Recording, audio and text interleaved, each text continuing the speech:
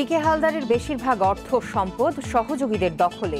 ৬২ bank কর্মকর্তা ও ব্যবসায়ী চিহ্নিত।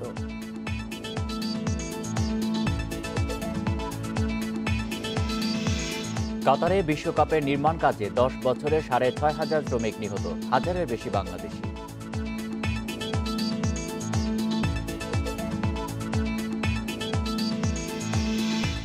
বিদেশে যেতে করোনা পরীক্ষার রিপোর্ট ছাড়াও লাগবে টিকা নেয়ার সার্টিফিকেট, জানালেন স্বাস্থ্যমন্ত্রী।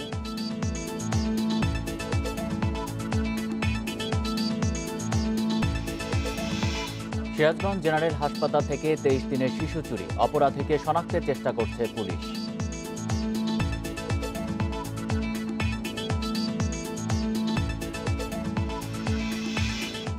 টানা দরপতনে শেয়ার বাজার, এক মাসে ডিএসইর মূলধন হারিয়েছে ৩৬,০০০ কোটি টাকার বেশি।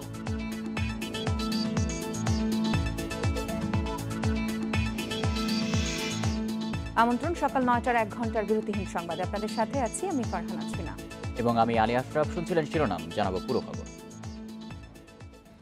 ১৫,০০০ কোটি টাকা আত্মসাতে অভিযুক্ত হলেও ভোগ করতে পারছেন না পিকে হালদার। বেশিরভাগ অর্থ সম্পদ দখলে রেখেছেন তার সহযোগীরা।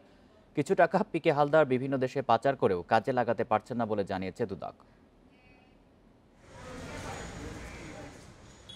আর্থিক খাতে সংঘবদ্ধ চক্র তৈরি করে ১৫,০০০ কোটি টাকা আত্মসাতের অভিযোগ পিকে হালদারের বিরুদ্ধে। প্রাথমিকভাবে দুদক ৬২ জন ব্যাংক কর্মকর্তা ও ব্যবসায়ীকে তার সহযোগী হিসেবে চিহ্নিত করেছে।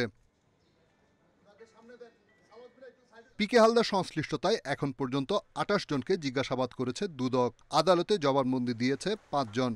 তাদের বক্তব্য অনুসারে আত্মসাৎ করা টাকার ৫০০ কোটি টাকা রয়েছে ফ্যাস ফাইন্যান্সের চেয়ারম্যান জাহাঙ্গীর আলমের কাছে, ১,০০০ কোটি টাকা আলামিন রিয়েল এস্টেটের চেয়ারম্যান শামসুল আলামিনের কাছে, আর মার্কেন্টাইল ব্যাংকের পরিচালক শাহিদ রেজার কাছে ৫০০ কোটি টাকা রয়েছে।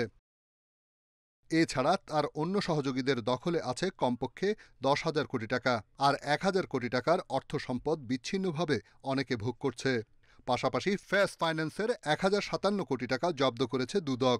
এইসব বিষয়ে পরিষ্কার করে গণমাধ্যমকে বলতে রাজি নয় দুদক। তদন্ত হচ্ছে, যেহেতু তদন্ত চূড়ান্ত হলে আমরা বলতে পারবো, তদন্তের মাঝ পর্যায়ে কথা তো বলা যাচ্ছে। দুদকের আইনজীবী বলছে, পিকে হালদার সর্বসাকুল্যে ৪০০ কোটি টাকা কয়েকটি দেশে পাচার করেছে, কিন্তু সেই টাকারও বড় একটি অংশ জব্দ হয়েছে, এমন তথ্য এসেছে দুদকের কাছে। আপনি যে অঙ্কের টাকা বললেন সেই অঙ্কেরই একটা ধারণা পাওয়া যাচ্ছে।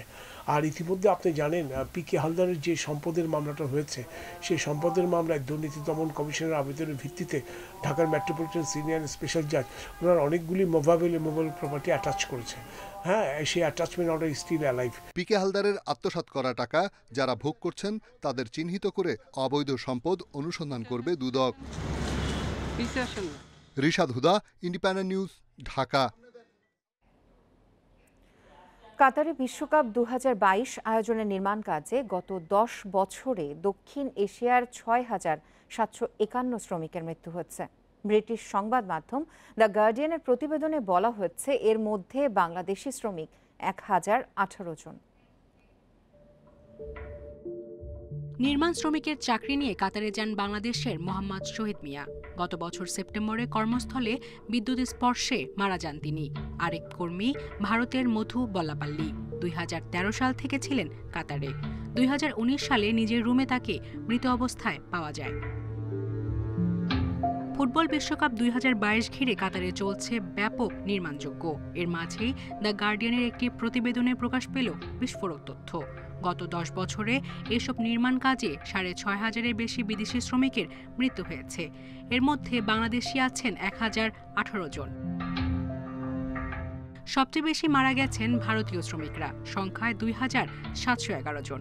এছাড়া নেপালের ১,৬৪১, পাকিস্তানের ৮২৪ এবং শ্রীলঙ্কার ৫৫৭ কর্মীর মৃত্যু হয়েছে। এসব তথ্য সংগ্রহ হয়েছে দেশগুলোর সরকারি সূত্র থেকে। ২০১০-এর ডিসেম্বর থেকে কাতারে প্রতি সপ্তাহে গড়ে ১২ জন শ্রমিকের মৃত্যু হয়েছে। কাতারে ফিলিপাইন ও কেনিয়া থেকেও বিপুল সংখ্যক শ্রমিক আসেন, তাই মৃত শ্রমিকের সংখ্যা আরও বেশি হতে পারে বলছে দ্য গার্ডিয়ান। কাতারে বর্তমানে কাজ করছেন বিভিন্ন দেশের ২০ লাখ শ্রমিক। কর্তৃপক্ষ এসব কর্মীর সুরক্ষায় ব্যর্থ হয়েছেন দাবি করা হয়েছে অনুসন্ধানে। তবে কাতার বলছে এসব মৃত্যুর ৬৯ ভাগই স্বাভাবিক, আর বাকি 12 ভাগ সড়ক দুর্ঘটনা, 7 ভাগ কর্মস্থলে দুর্ঘটনাজনিত এবং 7 ভাগ আত্মহত্যা। বিশ্বকাপ উপলক্ষে কাতারে নির্মাণ হয়েছে নতুন 7টি স্টেডিয়াম। এছাড়া তৈরি হয়েছে রাস্তা, হোটেল, নতুন বিমানবন্দর, আধুনিক গণপরিবহন সহ বিভিন্ন বড় বড় স্থাপনা। সায়রা খান, ইন্ডিপেন্ডেন্ট নিউজ। বিদেশে যেতে করোনা পরীক্ষার রিপোর্টের পাশাপাশি টিকার সার্টিফিকেটও লাগবে বলে জানিয়েছেন স্বাস্থ্যমন্ত্রী। এছাড়া 7 এপ্রিল থেকে টিকার দ্বিতীয় ডোজ দেওয়া শুরু হবে বলে জানান তিনি।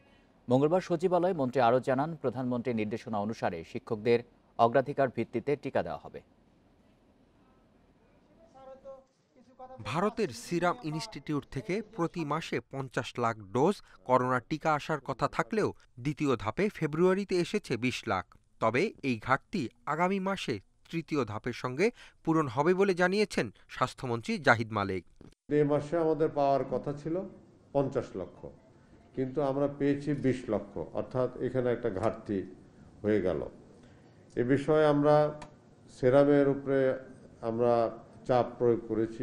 তারা আগামী মাসে বাড়িয়ে দিবে বলেছে। আগামী মাসে, এই মাসে যা দিয়েছে আগামী মাসে আরও বাড়িয়ে দিবে। কত বাড়িয়ে দিবে সেটা কনফার্ম করলে পরে আপনাদেরকে আমরা জানাই দিতে পারবো। দেশে বর্তমানে প্রতিদিন গড়ে 2.5 লাখের মতো মানুষ টিকা নিচ্ছেন, যা ইতিবাচক বলছেন মন্ত্রী। এদিকে বিদেশে যাওয়ার ক্ষেত্রে করোনা টেস্টের রিপোর্ট ও টিকার সার্টিফিকেট লাগবে বলে জানান তিনি। অবশ্যই লাগবে, কারণ এটা যে দেশে যাবে তারা তো এটা দেখতে চাইবে। লাগবে, দুটোই লাগবে, জি লাগবে।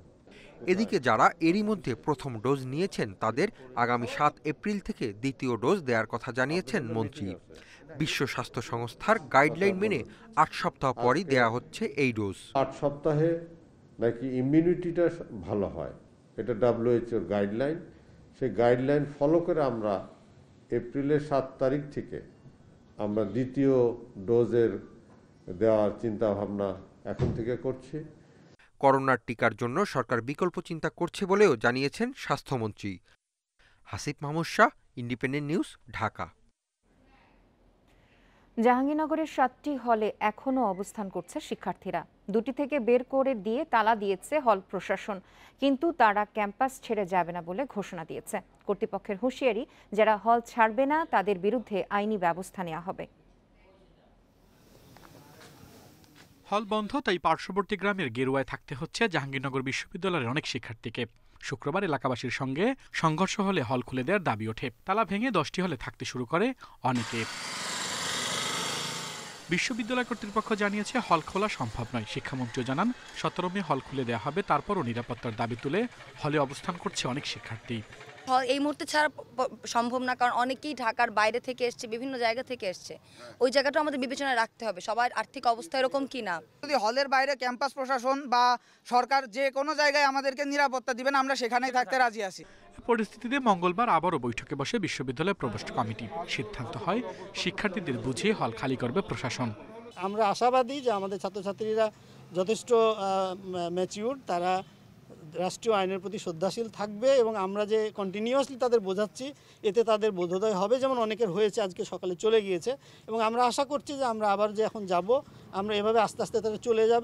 পরে শহীদ রফিক জব্বার হল ও বঙ্গমাতা মুজিব হলে তালা দেয় কর্তৃপক্ষ। যদিও এই 2 হলে শিক্ষার্থী ছিল সব মিলিয়ে 30 জন।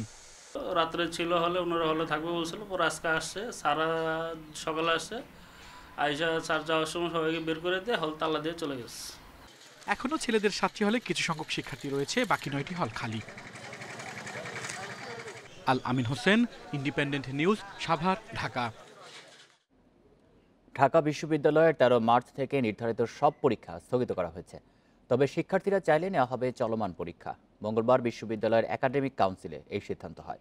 সেই সঙ্গে নতুন করে কোনো পরীক্ষা 24 মের আগে অনুষ্ঠিত হবে না। করোনার কারণে 11 মাস ধরে বন্ধ সব বিশ্ববিদ্যালয়। সোমবার শিক্ষা মন্ত্রণালয় থেকে জানানো হয় 24 মে পর্যন্ত বিশ্ববিদ্যালয় বন্ধ থাকবে। মঙ্গলবার জরুরি বৈঠকে বসে ঢাকা বিশ্ববিদ্যালয়ের একাডেমিক কাউন্সিল। বৈঠকে সিদ্ধান্ত হয় আবাসিক হল খুলে দেয়া হবে 17 মে। হল খোলার আগে সব শিক্ষক শিক্ষার্থীদের টিকার আওতায় আনা হবে। আমাদের একাডেমিক কাউন্সিল সরকারের প্রতি একটি অনুরোধ করেছে, সরকারের প্রতি একটি বিনম্র আহ্বান জানিয়েছে, দাবি জানিয়েছে 17 এপ্রিলের মধ্যে যাতে বিশ্ববিদ্যালয়ের সকল শিক্ষক, শিক্ষার্থী, কর্মকর্তা, কর্মচারীদেরকে টিকার প্রদানের আওতায় আনা হয়। বাতিল করা হয়েছে 13 মার্চ থেকে নির্ধারিত সব পরীক্ষা। তবে শিক্ষার্থীরা চাইলে চলমান পরীক্ষা নেওয়া হবে। সেক্ষেত্রে বিভাগগুলো শিক্ষার্থীদের সাথে সমন্বয় করে পরীক্ষা নিবে। শিক্ষার্থীরা হলে ওঠার 2 সপ্তাহ পরে পরীক্ষা, কেন্দ্রীয়ভাবে যে পরীক্ষা, বড় বড় পরীক্ষাগুলো, নিয়মিত পরীক্ষাগুলো, সেই পরীক্ষাগুলো 2 সপ্তাহ পর সেটি অনুষদ পর্যায়ে এগুলো ঠিক হয়। সব শিক্ষার্থীকে ভ্যাকসিনের আওতায় এনে বিশ্ববিদ্যালয় খোলার সিদ্ধান্তকে স্বাগত জানায় ছাত্রলীগ। বাম ছাত্র সংগঠনগুলো বলছে, বন্ধ বাড়ানোর সিদ্ধান্ত শিক্ষার্থী বান্ধব নয়।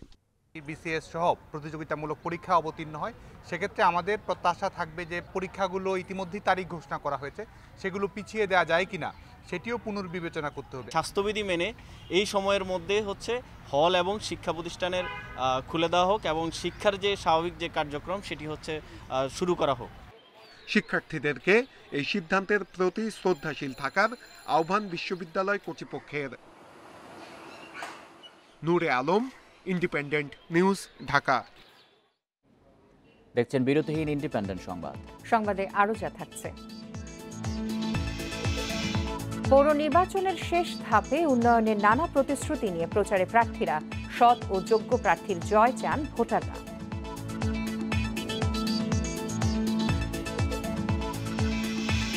বিশ্বে করোনায় একদিনের ব্যবধানে ৩,৫০০ বেশি মৃত্যু। ২৪ ঘন্টায় মারা গেছেন ১০,০০০-এর বেশি।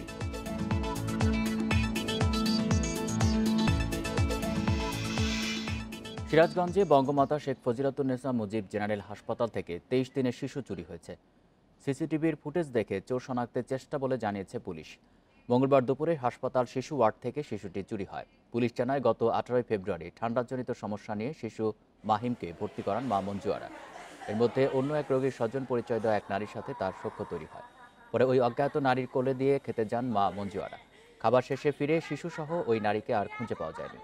হাসপাতালে সিসিটিভির ফুটেজ দেখে অভিযুক্ত নারীকে আটকের চেষ্টা করছে পুলিশ। এই ঘটনায় আতঙ্কিত শিশু ওয়ার্ডের রোগীর স্বজনরা।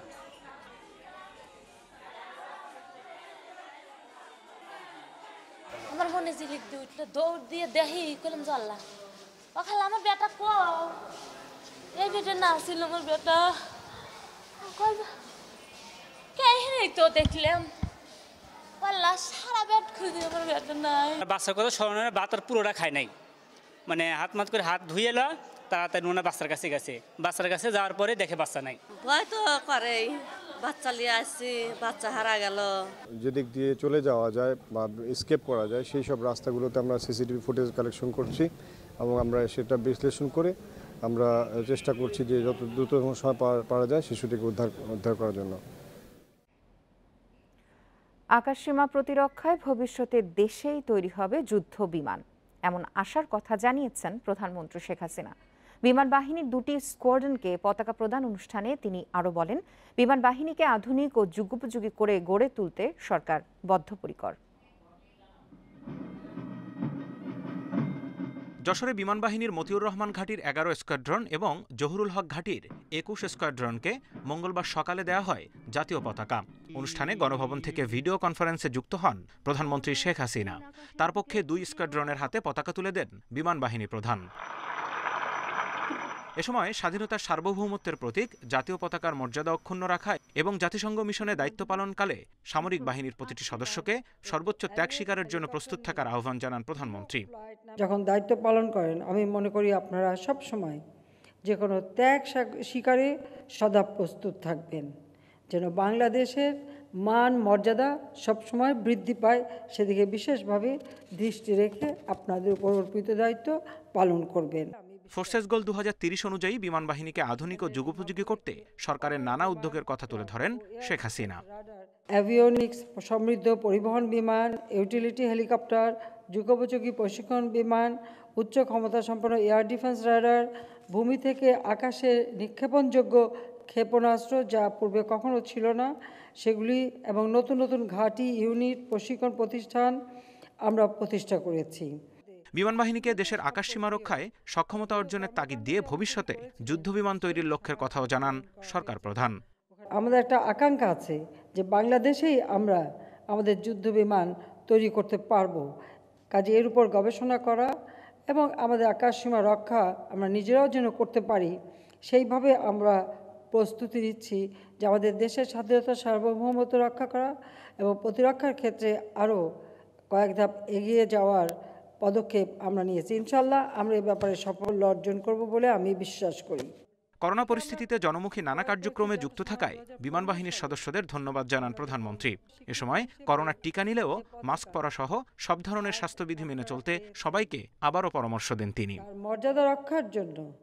Zahidul Bashar, Independent News, Dhaka.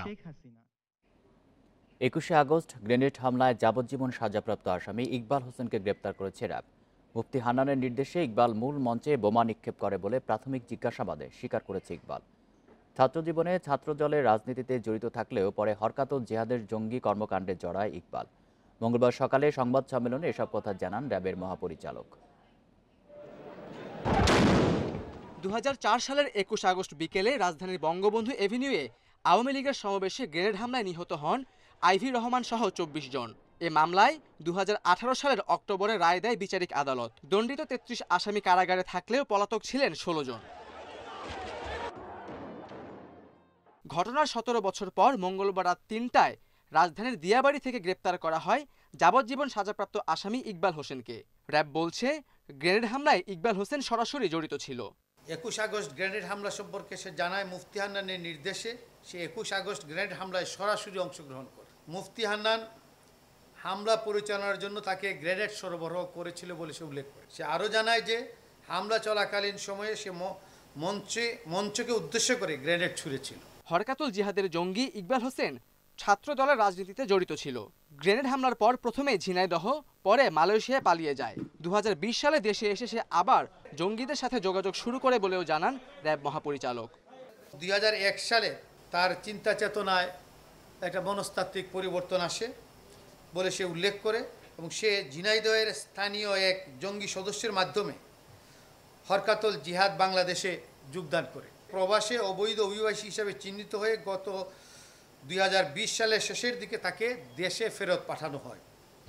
দেশে ফেরত এসে ইকবাল আত্মগোপনে থেকে সমমনাদের সাথে পুনরায় যোগাযোগ স্থাপন করে। গ্রেনেড হামলায় জড়িত বাকিদের ধরতে অভিযান চলছে বলেও জানায় র্যাব মহাপরিচালক।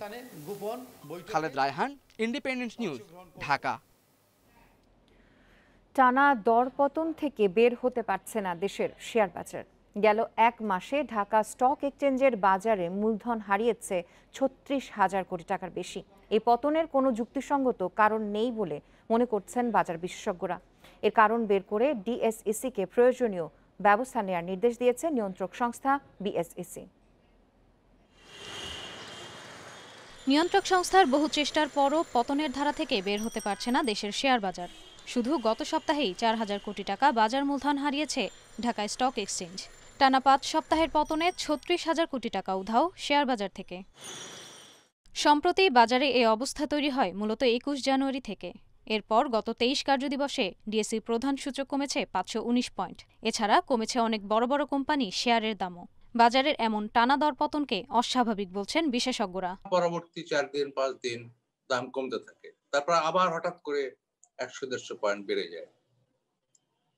এ থেকে মনে হয় যে বাজারের এই প্যাটার্নটা থেকে মনে হয় যে এটা একটা স্বাভাবিক মার্কেট ফোর্সের যে অ্যাপ্লিকেশন, যে price Discovery through market forces, এটা হচ্ছে না। এটা বোধহয় কোনো কৃত্রিম ভাবে বাজার চালানো হচ্ছে। নিয়ন্ত্রক সংস্থা বিএসইসি বলছে বাজারের এ পতনে বিনিয়োগকারীদের হতাশ হওয়ার কোনো কারণ নেই। টানা পতনের কারণ বের করে ঢাকা স্টক এক্সচেঞ্জকে প্রয়োজনীয় ব্যবস্থা নেওয়ার নির্দেশ দেওয়া হয়েছে বলে জানান সংস্থার মুখপাত্র। আমরা দেখতেছি আসলে যে কোনো ধরনের রং ডুইং আছে কিনা, এবং এটা রেগুলার দেখতেছি, রেগুলার কন্টিনিউ আছে, কিছু কাজ হচ্ছে, তথ্য কালেকশন মানে আপনার অফলাইন সার্ভিসের মাধ্যমে করতেছি। আর এই মুহূর্তে কোনো ফর্মাল ইনভেস্টিগেশন বা ইনকোয়ারি করার কোনো পরিকল্পনা কমিশনের নাই। তবে এই যে এর আগে যে 2 দিন মানে অনেক বেশি ডাউন হলে ওই 2 দিনের জন্য আমরা স্টক এক্সচেঞ্জকে বলছি ইনভেস্টিগেশন করে নিতে। বাজার বিশ্লেষকরা বলছেন বেশি লোকসান থেকে বাঁচতে অনেকে শেয়ার বিক্রি করছেন, মূলত এ কারণেই কমছে লেনদেন। Ishrat Suma, independent News, Dhaka. হঠাৎ করে বিদেশি মদের আমদানি কমে যাওয়ায় বেড়েছে দেশে তৈরি মদের চাহিদা। তবে এই চাহিদা পূরণ করতে পারছে না দেশের একমাত্র রাষ্ট্রীয় মালিকানাধীন প্রতিষ্ঠান কেরুয়ান কোম্পানি। কর্পোরেশনের চেয়ারম্যান বলছেন, আধুনিকায়ন না হওয়ায় সক্ষমতার পুরোটা ব্যবহার করা যাচ্ছে না। রাজস্ব বিভাগের কড়াকড়িতে বেশ কিছুদিন ধরে দেশে বিদেশি মদের বৈধ সরবরাহ কমেছে। এই সুযোগে বিদেশি মদের মোড়কে ভেজাল মদ বিক্রি করছে কিছু অসাধু ব্যবসায়ী। বিষাক্ত মদ খেয়ে মৃত্যুর ঘটনাও ঘটছে সাম্প্রতিক সময়ে। ক্লাব, বার, রেস্তোরাঁয় এখন মদ পাওয়া দুষ্কর। বিদেশি মদ না মেলায় দেশে তৈরি কেরু অ্যান্ড কোম্পানির পানীয়র চাহিদা এখন বাড়তি। চুয়াডাঙ্গায় দর্শনায় এই ডিস্টিলারি ইউনিটে উৎপাদনের চাপও বেড়েছে। সংস্থাটি বলছে, আগে দৈনিক 3000 লিটার মদ তৈরি হলেও এখন হচ্ছে 6000 লিটারের বেশি। ইদানিং আসলে ব্যাপকভাবে আমাদের চাহিদা বেড়ে গেছে। হয়তোবা এই বিভিন্ন মানুষের মৃত্যুজনিত কারণে হোক, যে কোনো কারণে হোক, আমাদের চাহিদা অনেক বেড়ে গেছে। দেশের এই চাহিদার কারণে মানুষ যাতে ভেজাল ফরেন লিকার খেয়ে ক্ষতিগ্রস্ত না হয়, সে কারণে আমরা এক শিফট থেকে আমরা 2 শিফটে আমরা শ্রমিক নির্বাচন করে আমরা 2 শিফটে এই ফরেন লিকার এখন উৎপাদন করছি। চিনি তৈরির জন্য আখ মারাইয়ের পর উপজাত দ্রব্য চিটাগুড় থেকে তৈরি হয় এই মদ। বর্তমানে উৎপাদন হচ্ছে বিভিন্ন ব্র্যান্ডের 8 ধরনের মদ। উৎপাদন প্রক্রিয়া আধুনিক না হওয়ায় ভালো বাজার থাকলেও কাঙ্ক্ষিত সফলতা মিলছে না বলে দাবি চিনি ও খাদ্যশিল্প কর্পোরেশনের চেয়ারম্যানের। কেরু অটোমাইজেশনের জন্য আমরা একটা প্রকল্প নিয়েছি, তো এটা শেষ হতে একটু সময় লাগবে। ওইটা শেষ হলে আমরা পুরো জিনিসটাই অটোমেশনের আওতায় চলে আসবে, বোটলিং থেকে শুরু করে এবং ওই যেটাকে ক্যাপিং করা বলি, সব কিছু অটোমেশনে চলে আসবে। তখন হয়তো আমরা ইচ্ছে মতো প্রোডাকশন বাড়াতে পারবো। বছরে 1,30,000 লিটার মদ উৎপাদনের সক্ষমতা থাকলেও কেরু অ্যান্ড কোম্পানি উৎপাদন করতে পারছে মাত্র 50 ভাগ। Shahid Ahmed, independent News, Dhaka. পঞ্চম ধাপের পৌরসভা নির্বাচনে উন্নয়নের নানা প্রতিশ্রুতি নিয়ে প্রচারণা চালাচ্ছেন প্রার্থীরা। তবে সৎ ও যোগ্য প্রার্থীকে নির্বাচিত করতে চান ভোটাররা। এদিকে নির্বাচনের সুষ্ঠু পরিবেশ বজায় রাখতে সব ধরনের ব্যবস্থা নেওয়ার কথা জানিয়েছেন নির্বাচনী কর্মকর্তারা। পোস্টার ব্যানারে ছেয়ে গেছে পৌর এলাকা, চলছে মাইক বাজিয়ে উন্নয়নের নানা প্রতিশ্রুতি। পঞ্চম ধাপে চাঁপাইনবাবগঞ্জের নাচল এবং রংপুরের হারাগাছে পৌর নির্বাচন হবে ইভিএমে। নিজেদের পক্ষে সমর্থন আদায়ে রাত দিন প্রচারণা চালাচ্ছেন প্রার্থী কর্মী সমর্থকরা। সুষ্ঠু ভোট হলে জয়ের ব্যাপারে আশাবাদী সব প্রার্থী। আশা করি ডিজিটাল বাংলাদেশ গড়া, আধুনিক বাংলাদেশ গড়ার জন্য, উন্নত বাংলাদেশ গড়ার জন্য যুব সমাজ আমাদের সবচেয়ে বড় সম্পদ। অতএব এই সম্পদ আমাদের দিকে এগিয়ে আসবে, নতুন ভোটার আমাদেরকে ভোট করবে। বিগত দিনে যে যেন তেন নির্বাচন হয়েছে, সেটিকে এখন হারাগাছের জনগণ সেটিকে প্রত্যাখ্যান করেছে। তারা এবারে সুষ্ঠু নির্বাচনের মধ্য দিয়ে মেয়র দেখতে চায়। পৌরসভার উন্নয়ন করবেন এমন শত যোগ্য প্রার্থীকেই বেছে নেবেন বলে জানালেন ভোটাররা। আর শান্তিপূর্ণ পরিবেশে ভোটের দাবি তাদের। সৎ ব্যক্তি যারা এলাকার কাজ করতে পারবে, জনগণের উপকার করতে পারবে, আমরা এইটাই চাই। আমরা চাই সুস্থ নিরাপদ নির্বাচন, আমরা যাতে মা বোনদেরকে নিয়ে সবাই সুস্থভাবে ভোট দিতে পারি। এদিকে লক্ষ্মীপুরে কোনো মেয়র প্রার্থী সুষ্ঠু নির্বাচন নিয়ে সংশয়ে রয়েছেন। সন্ত্রাসীরা আমাদের পোস্টারগুলো কেটে নিয়ে চলে গেছে। আজকে আমাদের বিভিন্নখানে মাইক ভাঙচুর করা শুরু করেছে। আমরা এর তীব্র নিন্দা এবং প্রতিবাদ জানাচ্ছি এবং প্রশাসনের কাছে এর প্রতিকার চাচ্ছি। অবাধ, সুষ্ঠু ও নিরপেক্ষ নির্বাচন অনুষ্ঠানে সব ধরনের ব্যবস্থা নেওয়ার কথা জানিয়েছে নির্বাচনী কর্মকর্তারা। নির্বাচনের সার্বিক প্রস্তুতি ভালো রয়েছে। নির্বাচনের প্রতিটি কেন্দ্রে র্যাব, বিজিবি, পুলিশ, নির্বাহী ম্যাজিস্ট্রেট, জুডিশিয়াল ম্যাজিস্ট্রেট সহ পর্যাপ্ত আইনশৃঙ্খলা বাহিনীর সদস্য নিয়োজিত থাকবে। পঞ্চম ধাপের পৌরসভা নির্বাচন হবে আগামী 28 ফেব্রুয়ারি। সোহেলি জাহান, ইন্ডিপেন্ডেন্ট নিউজ ডেস্ক। 4.5 বছরের শিশু মির্জা অরুণিমা শাহপার অহনার মৃত্যুর ঘটনায় চিকিৎসায় অবহেলার অভিযোগ থেকে কয়েকজন চিকিৎসক ও স্কয়ার হাসপাতালকে অব্যাহতির আদেশ বাতিল করেছে হাইকোর্ট।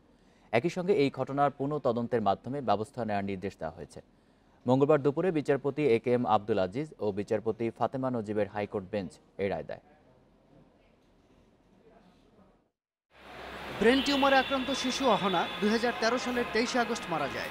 এ ঘটনায় তার বাবা মির্জা শাহপার জলিল 2015 সালের 11 জানুয়ারি ঢাকার মুখ্য মহানগর হাকিম আদালতে শিশু বিশেষজ্ঞ ডাক্তার কাজী নওশাদ উল-নবী, ডাক্তার মোহাম্মদ মাসুদুর রহমান ও অধ্যাপক ডাক্তার সানোয়ার হোসেন এবং স্কয়ার হাসপাতালকে বিবাদী করে দণ্ডবিধি 304 এর কয়ের 34 ধারায় চিকিৎসায় অবহেলার অভিযোগে মামলা করেন। আদালত অভিযোগ থেকে একজন বাদে অন্য চিকিৎসকদের ও স্কয়ার হাসপাতালকে অব্যাহতির আদেশ দেয়। এই আদেশের বিরুদ্ধে বাদী মহানগর দায়রা জজ আদালতে রিভিশন মামলা করলে তা খারিজ হয়। এর বিরুদ্ধে বাদী 2017 সালে হাইকোর্টে আবেদন করেন। এর পরিপ্রেক্ষিতে দেয়া রুলের শুনানি শেষ হয় গত 3রা ফেব্রুয়ারি। রায়ের জন্য 23 ফেব্রুয়ারির দিন ঠিক করে হাইকোর্ট। দুপুরে দেওয়া হয় রায়। অবজারভেশনে বলেছেন যে লার্নেড ম্যাজিস্ট্রেট যে স্কয়ার হাসপাতাল সহ তাদের সাথে সম্পৃক্ত চিকিৎসকদেরকে যে ডিসচার্জ করলেন সে ডিসচার্জটা ইললিগাল ছিল এবং যে সেশন জাজ যে আদেশের মাধ্যমে সেই ডিসচার্জ আদেশটাকে বহাল রাখলেন সেই বহাল আদেশটাও ইললিগাল ছিল এবং মহামান্য হাইকোর্ট ডিভিশন আপনার এখানে লার্নেড ম্যাজিস্ট্রেটকে এখন অ্যাজ পার ল প্রসিডিংস ড্র করার জন্য এবং ইনকোয়ারি করার জন্য আজকের রুলে বলে দিয়েছে। হাইকোর্টের রায়ে সন্তোষ জানান শিশুটির বাবা মির্জা শাহপার জলিল। এটা একটা সুষ্ঠু বিচার হওয়া দরকার। বিচারটা হওয়া দরকার এই জন্যে আমি তো আমার মেয়েকে ফেরত পাবো না, কিন্তু একটা এক্সাম্পল ক্রিয়েট করা দরকার যে যারা এরকম গুরু দায়িত্বে থাকেন, শুধুমাত্র আমি চিকিৎসকদের কথা বলবো না, পুরো সিস্টেমটার কথা, তাদের আরও সিরিয়াসলি নেওয়ার ব্যাপার আছে এখানে। একজন যারা আমরা রোগী থাকি তারা তো আসলে আমরা এত কিছু জানি না, আমরা পেইন না হলে মানুষের কাছে যাই না। এইগুলো থেকে বের হয়ে আসা একটা সিস্টেমে আমাদের চিকিৎসা ব্যবস্থা একটা থাকা দরকার, পরিবর্তন হওয়া দরকার। বাদী মনে করেন উচ্চ আদালতের রায়ে ন্যায় বিচার পাওয়ার সুযোগ সৃষ্টি হয়েছে। শাহাদাত স্বপন, ইন্ডিপেন্ডেন্ট নিউজ, ঢাকা। নেত্রকোনায় দুর্গাপুরে বস্তা বন্দি অবস্থায় প্রতিবেশীর ঘর থেকে গৃহবধূর মরদেহ উদ্ধার করেছে পুলিশ। শ্বাসরোধে হত্যা করা হয়েছে বলে ধারণা করছে পুলিশ। এই ঘটনায় 2 জনকে আটক করা হচ্ছে। নিহতের পরিবার জানিয়েছে মঙ্গলবার সকাল 10:30টার দিকে শুক্লা সাহা বাড়ির কাছে কংস নদীতে গোসল করতে গিয়ে আর ফিরে আসেননি। অনেক খোঁজাখুঁজির পর পরিবারের লোকজন ও স্থানীয়রা নদী পাড়ে তালাবদ্ধ ঘরে বস্তাবন্দি অবস্থায় শুক্লা সাহার মরদেহ দেখতে পান। খবর পেয়ে মরদেহ উদ্ধার করে পুলিশ। ধারণা করা হচ্ছে শ্বাসরোধে শুক্লাকে হত্যার পর বস্তায় ভরে রাখে দুর্বৃত্তরা। তার শরীরে থাকা স্বর্ণালংকার পাওয়া যায়নি বলে জানিয়েছে স্বজনেরা। হত্যার কারণ জানতে তদন্ত করছে পুলিশ।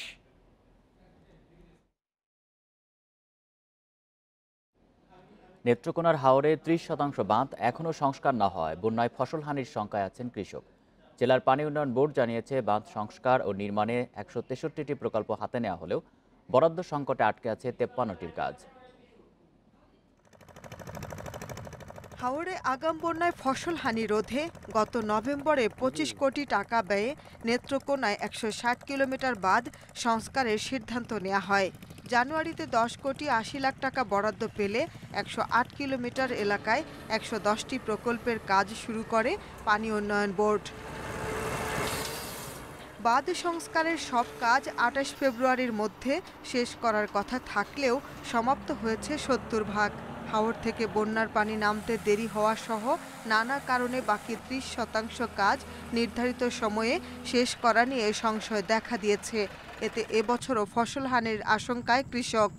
জমি আমরা সম্ভব আমরা বেরিবান না নালে আমরা রিজিক বাচ্চারা রিজিক মার যাবো, আমরা এই দাবিরাই আমরা বেরিবান চাই।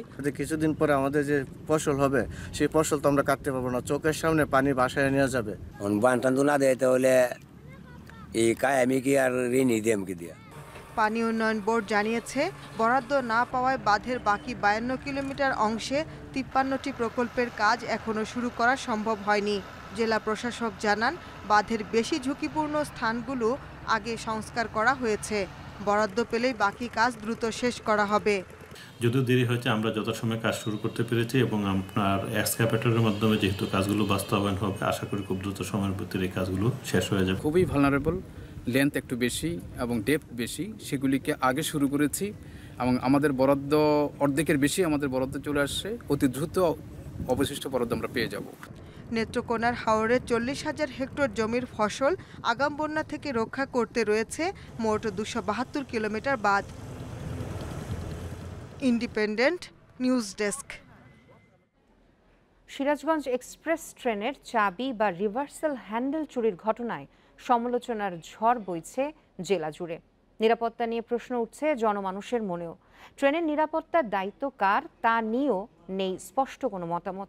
এই অবস্থায় প্ল্যাটফর্ম সহ রেলওয়ে স্টেশনের এলাকায় সিসি ক্যামেরা লাগানো সহ নিরাপত্তা ব্যবস্থা জোরদার করার আহ্বান জানিয়েছে স্থানীয়রা। সিরাজগঞ্জ এক্সপ্রেস রাজধানী ঢাকার সাথে সিরাজগঞ্জের সাধারণ মানুষের যাত্রার অন্যতম মাধ্যম। ট্রেনটি সিরাজগঞ্জ স্টেশনে রাতভর রাখা হলেও নেই তেমন কোনো নিরাপত্তা ব্যবস্থা। মাঝে মাঝেই চুরি হয় ট্রেনের যন্ত্রাংশ। সোমবার চুরি হয় ট্রেনের ইঞ্জিনের চাবি। এতে 3 ঘন্টা আটকে থাকে ট্রেন। গুরুত্বপূর্ণ এই চাবি চুরির ঘটনায় জেলা জুড়ে শুরু হয়েছে সমালোচনার ঝড়। স্থানীয়দের অভিযোগ, রেলওয়ে কর্তৃপক্ষের উদাসীনতা ও দায়িত্বহীনতার কারণেই বারবার ঘটছে এমন ঘটনা। আমাদের সিরাজগঞ্জের প্ল্যাটফর্মের কিন্তু কোনো নিরাপত্তা নেই। এখানে পুলিশ সিকিউরিটি নেই, তারপরে এখানে বাউন্ডারি নেই। সব কিছু মিলিয়ে যে একটা সংকট তৈরি হলো, আমরা মনে করি যে এটা একটা সাংঘাতিক অবহেলা। ট্রেনের নিরাপত্তা নাই, জনগণের নিরাপত্তা নেই, মাল সামানার নিরাপত্তা নাই। যদি এখানে লক্ষ্মী বাহিনী থাকে, নিরাপত্তা বাহিনী থাকে, নিরাপত্তা বাহিনী কী করে? তারা তো ঘুম পারে। আর ডিজিটাল যুগে এটা কেন ঘটবে? আমার মনে হয় যে এই ট্রেনের টোটাল বিষয়গুলোকে একটা সার্কিট বা একটা সিসি ক্যামেরার আওতায় আনা দরকার। তবে স্টেশন এলাকায় নিরাপত্তার দায়িত্বে কারা আছে তা সঠিকভাবে জানা নেই বলছেন স্টেশন মাস্টার। আর রেলের উপসহকারী পরিদর্শকের দাবি, রেলের ইঞ্জিনের নিরাপত্তা দেওয়ার দায়িত্ব তাদের নয়। ওনারাই হলো রেলের হর্তাকর্তা, এটা ওনারাই ভালো বলতে পারবে। আমি কি বলবো, 9টা থেকে 6টা পর্যন্ত ডিউটি করে, লোক বল স্বল্পতার কারণে সে একাই ডিউটি করে এবং ইঞ্জিন আমাদের স্টাফ দেখাশোনা করে না। রাখি যায়, কাকে দিয়ে যায়, কিভাবে দিয়ে যায় সেটা তো ওদের কাছেই জানতে হবে। ওদের কাছে কি আছে ডকুমেন্ট, কি জন্য ওইভাবে রাখি গেল, সেগুলো তথ্য তো আমরা পরে পাবো, এখন তো পাবো না। আর শুরু না করলে আবার শেষ পাবো। এই চুরির পর রেলের নিরাপত্তা নিয়ে কোনো সদুত্তর পাওয়া যায়নি দায়িত্বপ্রাপ্ত কর্মকর্তাদের। এজন্য জনমানুষের প্রশ্ন, যেখানে কর্তৃপক্ষ নিজের নিরাপত্তা দিতে ব্যর্থ, সেখানে সাধারণ মানুষ কিভাবে নিরাপত্তা পাবে? Independent news desk. আমের মুকুলের মন মাতানো সৌরভ এখন রাজশাহী সহ উত্তর ও দক্ষিণ অঞ্চলের কয়েক জেলায়। মুকুল রক্ষায় বিভিন্ন ধরনের বালাইনাশক প্রয়োগ সহ চাষিরা ব্যস্ত গাছের পরিচর্যায়। প্রাকৃতিক দুর্যোগ না হলে চলতি মৌসুমে আমের বাম্পার ফলনের আশা কৃষি বিভাগের। শেষ সপ্তাহ থেকেই মুকুল আসতে শুরু করে চাঁপাইনবাবগঞ্জের আমবাগানে। 2 সপ্তাহের ব্যবধানে আম্রপালি, গোপালভোগ, ল্যাংড়া, ফজলি সহ বিভিন্ন জাতের গায়ে বাড়ছে আম চাষ। চাষিরা বলছেন, আবহাওয়া অনুকূলে থাকায় এবছর দ্রুত এসেছে মুকুল। এবার ইনশাল্লাহ ভালোই হয়েছে আমের মুকুল। গতবার যে করোনার কারণে ক্ষতিটা হয়েছিল, এবার যদি কোনো রোগবালাই না হয় তো ইনশাল্লাহ পুষিয়ে যাবে। এই বেকার মুকুলের অবস্থা খুব ভালো, গতবার থেকেও মনে হয় যে ভালো হইবে বেকার। তারপর ধরলেন যে আমরা পরিচালনা করছি, আবার ধরলেন যে বীজ দিছি, সাহার দিছি, পানি দিছি, সবই করছি। তারপর ফলাফল কি হবে না হবে সেটা আল্লাহর ইচ্ছে। দক্ষিণে জেলা চুয়াডাঙ্গা ও মেহেরপুরেও আম চাষিরা ব্যস্ত বাগান পরিচর্যায়। চুয়াডাঙ্গায় 1950 হেক্টর জমিতে আম বাগান রয়েছে। এর মধ্যে অর্ধেকেরও বেশি গাছে এসেছে মুকুল। এখন আপনার এই মাঘ মাস প্রথম পয়লাই থেকে মুকুলের বেরোয়, কড়ি বেরোনোর পর এখন পরিচর্যা করার পর এখন কি বলে এই ফুলটা আসছে, এরপরে আবার ফের পরিচর্যা করতে হবে। আমাদের গাছে প্রচুর মুকুল আসছে, এগুলি যাতে ফের প্রচুর গুটি দাঁড়ায় বা থাকে, পোকামাকড়ও যাতে কীটনাশকের মাধ্যমে নষ্ট হয়ে যায়, সেই জন্য আমরা বিষ দিচ্ছি। দিন ও রাতের তাপমাত্রার তারতম্যের কারণে কিছুটা সমস্যা হতে পারে, তাই আম চাষিদের নিয়মিত পরামর্শ দিচ্ছে কৃষি বিভাগ। গত বছরের তুলনায় এবার আম বেশি হওয়ার সম্ভাবনা আছে। তবে যে সমস্ত গাছে মুকুল কেবলমাত্র বের হচ্ছে, সে সমস্ত ক্ষেত্রে আমরা মাঠ পর্যায়ে যে সমস্ত কর্মী বাহিনী আছে তাদের মাধ্যমে আম চাষিদের পরামর্শ দিচ্ছি। মেহেরপুরে চলতি মৌসুমে 45,000 মেট্রিক টন আম উৎপাদনের লক্ষ্যমাত্রা নির্ধারণ করা হয়েছে। গত বছর করোনা সহ নানা কারণে আমের ভালো দাম পায়নি চাষিরা। এবার সে ক্ষতি পুষিয়ে নিতে চান তারা। রেশমি নন্দী, ইন্ডিপেন্ডেন্ট নিউজ। বাংলাদেশ ব্যাংকের সাবেক ডেপুটি গভর্নর খন্দকার ইব্রাহিম খালেদ মারা গেছেন। ভোরে 5:30টার দিকে বঙ্গবন্ধু শেখ মুজিব মেডিকেল বিশ্ববিদ্যালয়ে তিনি মারা যান। তার বয়স হয়েছিল 80 বছর। মঙ্গলবার রাতে কোভিড পরবর্তী জটিলতা বেড়ে যাওয়ায় তাকে লাইফ সাপোর্টে রাখা হয়। এর আগে নিউমোনিয়া আক্রান্ত হয়ে প্রথমে বাংলাদেশ স্পেশালাইজড হাসপাতালে ভর্তি হন খন্দকার ইব্রাহিম খালেদ। সেখানে 12 দিন চিকিৎসাধীন ছিলেন। চিকিৎসাধীন অবস্থায় তিনি কোভিড-19-এ আক্রান্ত হন। পরে জটিলতা বাড়ায় তাকে বঙ্গবন্ধু শেখ মুজিব মেডিকেল বিশ্ববিদ্যালয়ের হাসপাতালে ভর্তি করা হয়। খন্দকার ইব্রাহিম খালেদ 1998 থেকে 2000 সাল পর্যন্ত বাংলাদেশ ব্যাংকের ডেপুটি গভর্নর ছিলেন। এছাড়াও কর্মজীবনে বাংলাদেশ কৃষি ব্যাংকের চেয়ারম্যান ও ব্যবস্থাপনা পরিচালক এবং সোনালী, অগ্রণী ও পূবালী ব্যাংকের ব্যবস্থাপনা পরিচালক হিসেবেও দায়িত্ব পালন করেছেন। রাজধানীর ধানমন্ডির তাকওয়া মসজিদে কলামিস্ট ও লেখক সৈয়দ আবুল মকসুদের জানাজা শেষে তার মরদেহ স্কয়ার হাসপাতালের হিমঘরে রাখা হয়েছে। বড় মেয়ে ভারত থেকে ফিরলে দাফনের বিষয়ে সিদ্ধান্ত নেওয়া হবে বলে জানিয়েছে পরিবার। মঙ্গলবার সন্ধ্যা 7:15টার দিকে রাজধানীর একটি বেসরকারি হাসপাতালে মারা যান তিনি। সৈয়দ আবুল মকসুদ নিজের একাধিক গুণেই পেয়েছিলেন পরিচিতি। ছিলেন একাধারে প্রাবন্ধিক, লেখক, কলামিস্ট ও সাংবাদিক। দেশের যে কোনো সংকটে যিনি সবসময় ছিলেন সরব। মঙ্গলবার সন্ধ্যায় শেষ হলো সে অধ্যায়। 74 বছর বয়সে রাজধানীর একটি বেসরকারি হাসপাতালে মারা যান। পরিবার বলছে, হঠাৎ শ্বাসকষ্ট দেখা দিলে আবুল মকসুদকে হাসপাতালে ভর্তি করা হয়। এর কিছুক্ষণ পরই তিনি মারা যান। তার মৃত্যুর খবরে হাসপাতালে ছুটে আসেন দীর্ঘদিনের সহকর্মী ও পরিচিতরা। উনি যে সামাজিক সাংস্কৃতিক আন্দোলনের ছিলেন, আরও মানুষের সাথে কথা বলে আমরা পরবর্তী পদক্ষেপ গ্রহণ করব। ব্যক্তিগতভাবে আমার ধারণা যে নিশ্চয়ই জনগণ যাতে তার প্রতি শ্রদ্ধা নিবেদন করতে পারে, সেরকম একটি প্রক্রিয়া গ্রহণ করার পরই আমরা সৈয়দ আবুল মকসুদকে চিরবিদায়ী দেব। ধানমন্ডির 32 নম্বর রোডের 25 নম্বর বাড়িতেও বাড়তে থাকে শুভাকাঙ্ক্ষীদের ভিড়। ধানমন্ডির তাকওয়া মসজিদে অনুষ্ঠিত হয় প্রথম নামাজে জানাজা। পরে মরদেহ রাখা হয় হাসপাতালের হিমঘরে। আজকে সন্ধ্যার পরে ওনার একটু শ্বাসকষ্ট হওয়াতে ওনাকে হাসপাতালে নেই এবং হাসপাতালে নেওয়ার পরে ডাক্তাররা ওনাকে মৃত ঘোষণা করেন। আমার বড় বোন আছেন, উনি ইন্ডিয়াতে আছেন এই মুহূর্তে। উনি আসলে আমরা বাকি কি করা যায় সেটা শেষকৃত্যের ব্যাপারে জানাবো। সৈয়দ আবুল মকসুদ বাংলাদেশের রাজনীতি, সমাজ, সাহিত্য ও সংস্কৃতি নিয়ে অসংখ্য বই ও প্রবন্ধ লিখেছেন। বাংলা সাহিত্যে অবদানের জন্য 1995 সালে বাংলা একাডেমি পুরস্কার পান তিনি। তার কর্মজীবন শুরু হয় 1964 সালে সাপ্তাহিক নবযুগ পত্রিকার সাংবাদিকতার মাধ্যমে।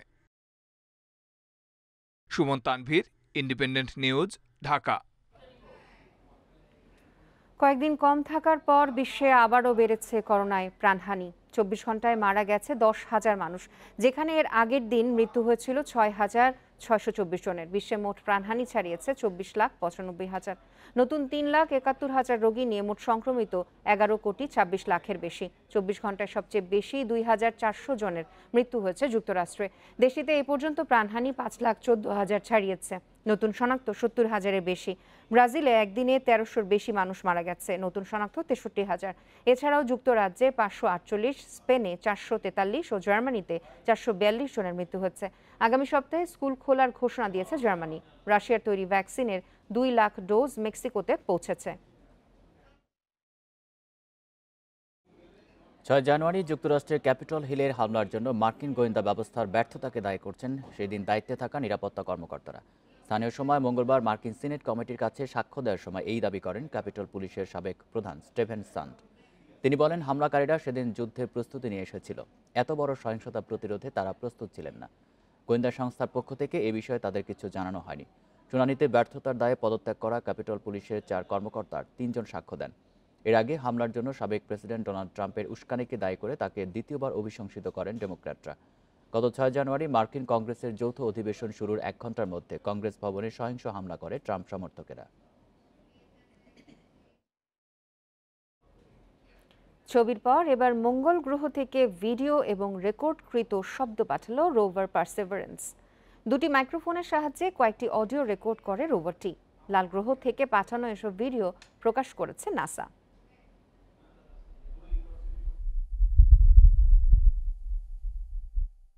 মঙ্গল গ্রহে অবতরণের পর নাসার নতুন রোভার পারসেভারেন্স ছবির পরে ভিডিও ও রেকর্ডকৃত শব্দ পাঠিয়েছে। এতে মঙ্গলে বাতাসের শব্দ বোঝা যাচ্ছে। এছাড়াও সোমবার মঙ্গল গ্রহের ভিডিও প্রকাশ করেছে নাসা। এতেও মঙ্গল পৃষ্ঠের ছবি পরিষ্কার দেখা যাচ্ছে। এদিকে প্রথম মহাকাশে হেলিকপ্টার পাঠালো নাসা। ইনজেনুইনিটি নামের 1.8 কেজি ওজনের এই নভোযানটিকে হেলিকপ্টার বলা হলেও আসলে এটি একটি ছোট ড্রোনের মতো। পারসেভারেন্স রোভারের পেটে করে এই হেলিকপ্টারটি মঙ্গলে নেওয়া হয়। আকাশ থেকে মঙ্গলের ছবি সংগ্রহ করবে হেলিকপ্টারটি। মঙ্গলের আগামী গন্তব্যে আমরা হেলিকপ্টার দিয়ে যেতে চাই, তাই হেলিকপ্টার উঠতে পারে এমন জায়গা নিশ্চিত করতে হবে। তবে আপাতত পাওয়া তথ্য বলছে খুব দ্রুত হেলিকপ্টার থেকে মঙ্গলের আকাশ এবং স্থলভাগের ছবি তুলতে পারব। গত বৃহস্পতিবার মঙ্গলের সফল অবতরণ করে নাসার 5ম রোভার পারসেভারেন্স। বর্তমানে দুর্গম জেজেরো ক্রেটার অঞ্চলে রয়েছে এটি। বিজ্ঞানীদের ধারণা এ অঞ্চলে একসময় বিশাল হ্রদ ছিল। প্রাণের অস্তিত্ব খুঁজতে তাই মঙ্গলের এই অঞ্চলকেই বেছে নিয়েছে বিজ্ঞানীরা। আগামী 2 বছর বিষয়টি খতিয়ে দেখা হবে। এছাড়া মঙ্গলের মাটিতে কি কি উপাদান রয়েছে সেখান থেকে তথ্য, ছবি, অন্যান্য বিশ্লেষণ পাঠাবে 6 চাকার স্বয়ংচালিত Perseverance rover. Lutfa Fauzia, Independent News. দুর্লভ ফুল মুনফ্লাওয়ার ফোটে কেবল রাতে। এটি জন্মায় গাছের কাণ্ডে।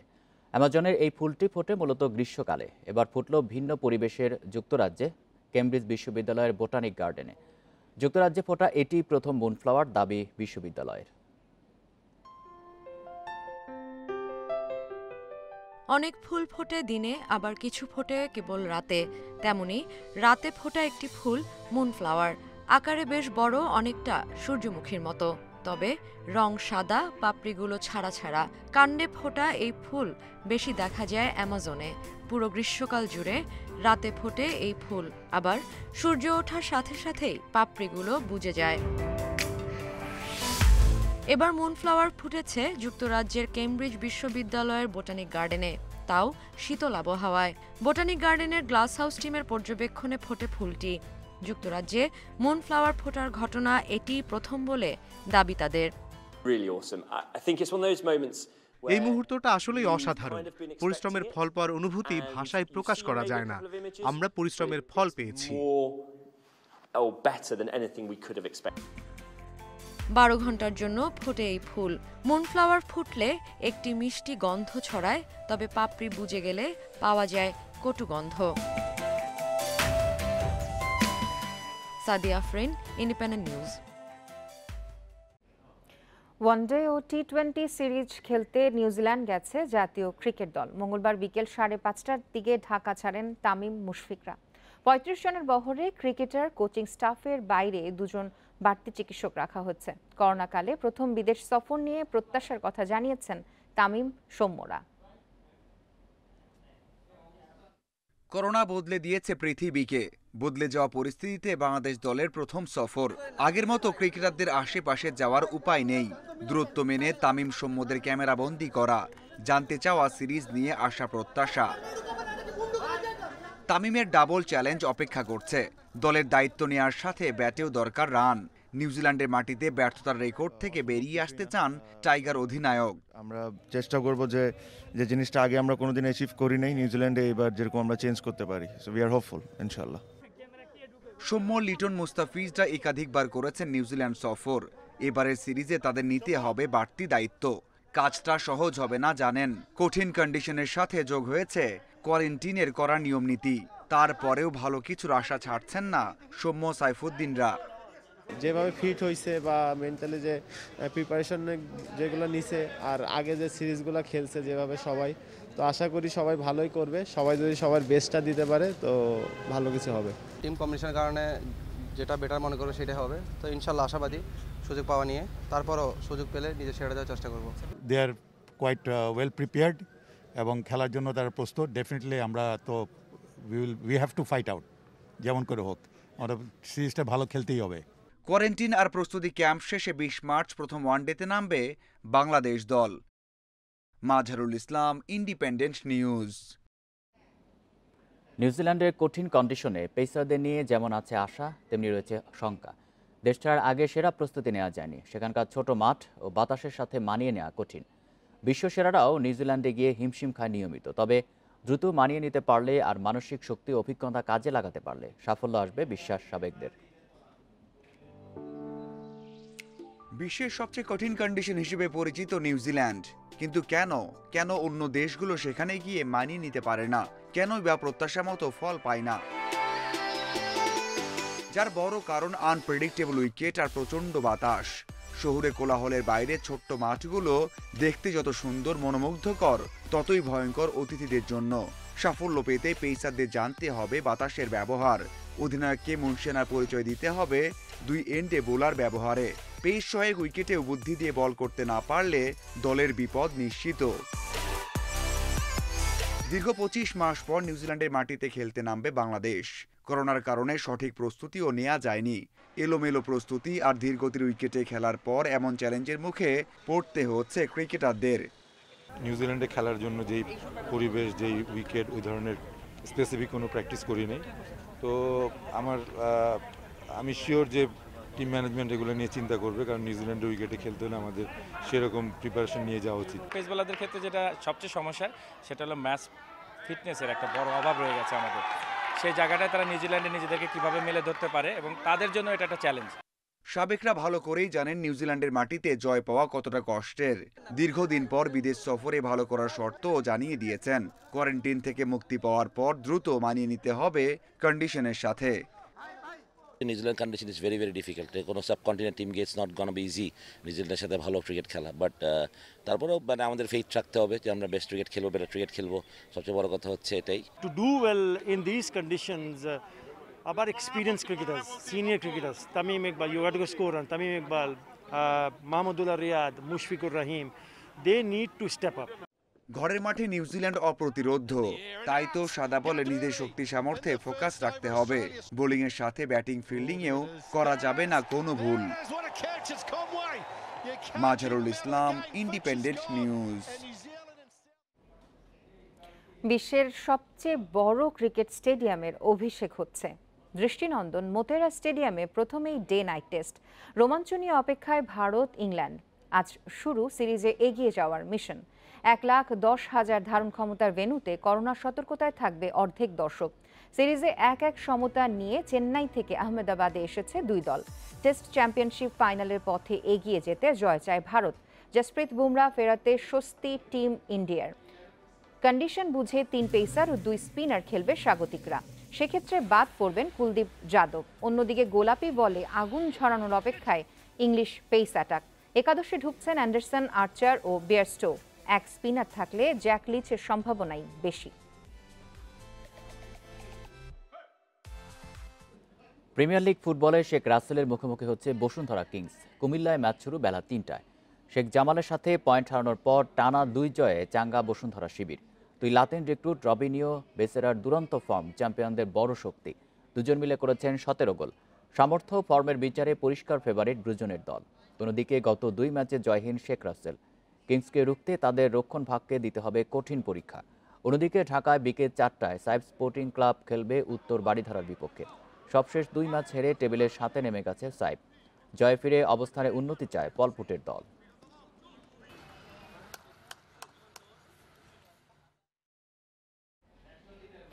বাংলাদেশের প্রথম ওয়াইল্ড লাইফ অ্যাকশন থ্রিলার চলচ্চিত্র অপারেশন সুন্দরবনের টিজার মুক্তি পেয়েছে। একই সঙ্গে উন্মোচন হয়েছে ছবিটির ওয়েবসাইটও। ঢাকা অ্যাটাক খ্যাত নির্মাতা দীপঙ্কর দীপনের পরিচালনায় সুন্দরবনের র্যাবের দুঃসাহসিক অভিযানে জলদস্যুতা মুক্তর পাশাপাশি ফুটিয়ে তোলা হয়েছে প্রাকৃতিক সৌন্দর্য। বিশ্বের সবচেয়ে বড় ম্যানগ্রোভ ফরেস্ট সুন্দরবন একসময় জলদস্যুদের অবাধ বিচরণের কারণে আতঙ্ক ছিল জনমনে। র্যাবের একের পর এক অভিযানে সেই সুন্দরবন এখন একেবারেই দস্যু শূন্য।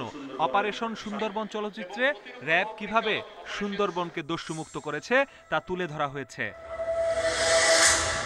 মঙ্গলবার জমকালো অনুষ্ঠানে অপারেশন সুন্দরবন চলচ্চিত্রের টিজার মুক্তি পেয়েছে।